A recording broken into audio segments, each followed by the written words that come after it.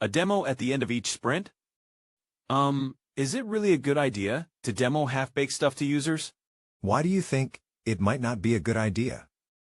Frankly, we never had a good experience giving early demos to our clients. Every time we show something, they come back with changes, and we have to rework everything. First of all, let me make it clear that we mark a backlog item as completed only if it is completed in all respects. In other words, it should be production ready. The team may have a checklist defining the definition of done, which may help them decide whether the given backlog item can be considered as completed or not. So, what we demo during the sprint review is not half-baked, coming back, reworking on something to align it with the customer's expectations. Is it not a good thing? Let me give an example. You want me to build you a vehicle with 4 wheels, capable of carrying 5 people in it, and there should be provision to carry goods on it. What you wanted me to build was a 5-seater pickup truck. But I interpret the requirements differently, and build a sedan car with a luggage carrier on the top. The requirements were frozen. So I have built a top-quality car, and that too ahead of schedule. Will you be happy with that as a customer? It is obvious.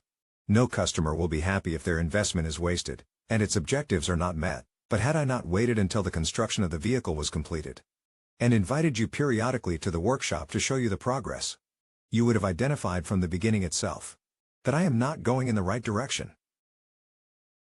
Looks like you are not convinced. Please, ask if you have any questions. I agree with that. But isn't this a clear case of requirements not being explained clearly? If the requirements were clearly explained, even the waste of work until the initial demo would have been saved. A very good point. That would have been an ideal situation. But in reality, that rarely works out in complex projects. There are 2 challenges here. Firstly, even the customer may not be clear on what they really need at the stage where the requirements are documented. This phenomenon is explained as Humphrey's law. It says that the user will never know what they want until they see it. The second challenge here is how each one of us perceives and interprets the requirement. When we are presented with information with bits and pieces missing, our brain tends to make up the missing bits to give us the complete picture.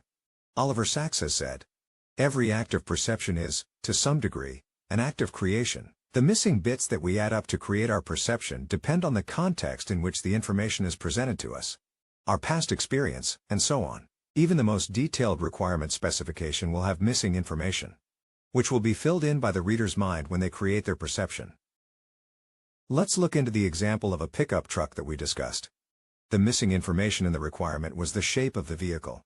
In your mind, the requirement is clear, and you think emphasizing the capacity of the vehicle to carry things would have explained that it is a pickup truck. But when I try to build my perception of the shape of the vehicle, I relate it to a sedan. Clear? Want to see how this team transformed using Scrum? Discover the full journey in My Agile Journey with Scrum. Read the book and unlock practical insights through a story.